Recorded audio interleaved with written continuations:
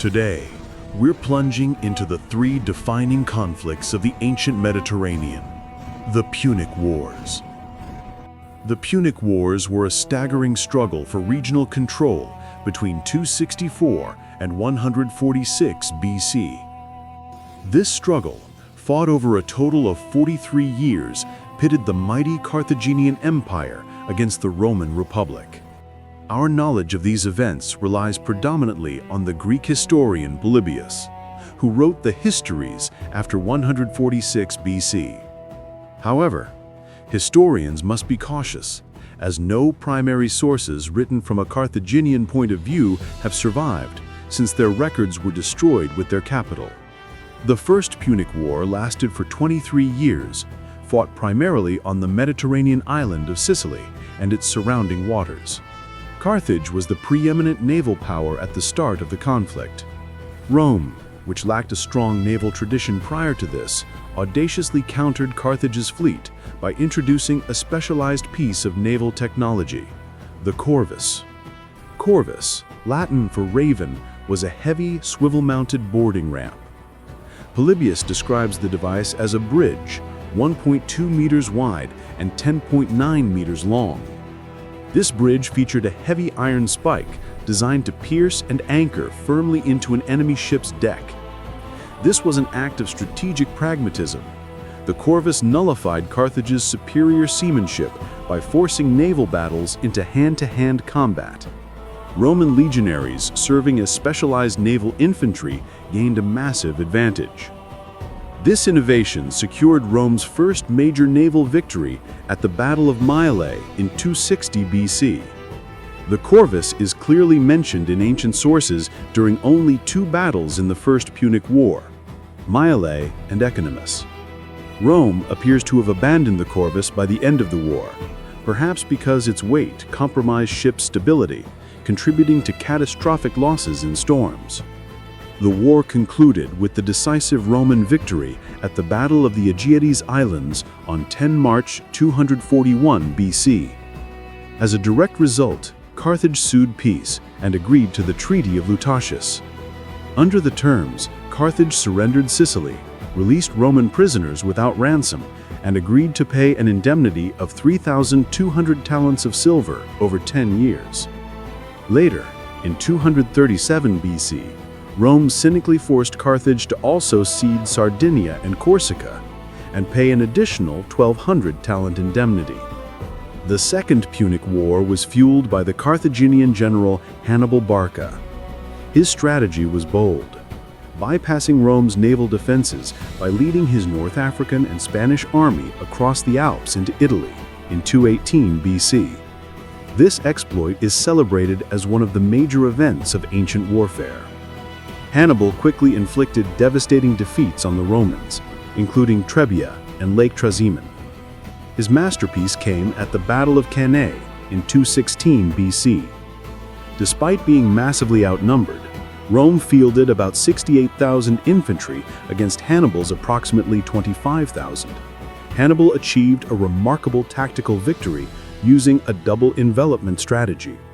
His center yielded backward, drawing the dense Roman columns forward, allowing his flank troops to wheel inward and encircle the Romans. Estimates suggest 60,000 Roman soldiers were slaughtered in a single day. However, Cannae did not win the war for Carthage, though it prolonged the conflict for several years. Rome stubbornly refused to negotiate or surrender. Instead, they implemented the Fabian strategy, a war of attrition. Avoiding pitched battles and cutting off Hannibal's supplies, this strategy was based on Rome's enormous manpower base. Hannibal was forced to sustain protracted and ineffectual operations throughout southern Italy. The strategic turning point came when Publius Cornelius Scipio cleared the Carthaginians from Spain and then invaded the Carthaginian homeland in North Africa. This maneuver forced the Carthaginian Senate to recall Hannibal from Italy in 203 BC. The final confrontation occurred at the Battle of Zama in 202 BC. Scipio's army faced a Carthaginian army of 40,000 to 50,000 men, though the Romans held a stronger position in cavalry. Scipio secured the Roman victory, resulting in 20,000 Carthaginian troops killed and 20,000 captured. The peace treaty restricted Carthage's fleet, stripped it of territories outside Africa, and imposed a massive indemnity. Crucially, Carthage was prohibited from waging war without Rome's express permission. Decades later, the Roman elder statesman Cato the Elder relentlessly advocated for the complete destruction of Carthage. He famously concluded his speeches with the phrase, "Carthago delenda est," which means, Carthage must be destroyed!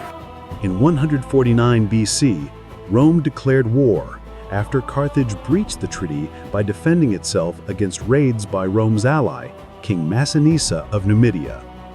The Third Punic War was fought entirely in Carthaginian territory. After a 3-year siege, Scipio Aemilianus captured the city in 146 BC. The city was systematically destroyed, its inhabitants slaughtered, and 50,000 survivors were sold into slavery. The conquered Carthaginian territories became the Roman province of Africa. It is widely circulated that the Romans salted the earth after destroying Carthage.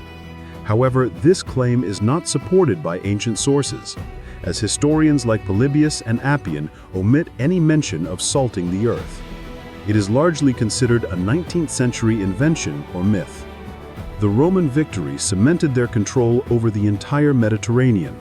However, the late Republican historian Sallust believed the victory was the beginning of the end for the Republic, arguing it corrupted the noble Roman character. The massive influx of wealth and captured slaves following the conquests drove significant economic change. Large landed estates, known as latifundia, emerged, run by slave labor. This allowed production of grain, olive oil, and wine on a scale superior to smaller farms. This shift displaced citizen soldiers returning from the Punic Wars, contributing to deep social and economic fractures. Eventually, this led to political instability and civil wars within the Republic itself.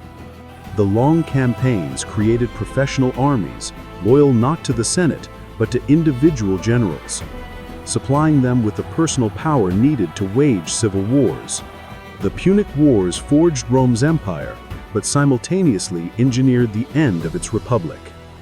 Did these wars truly end the Republic, or merely change it?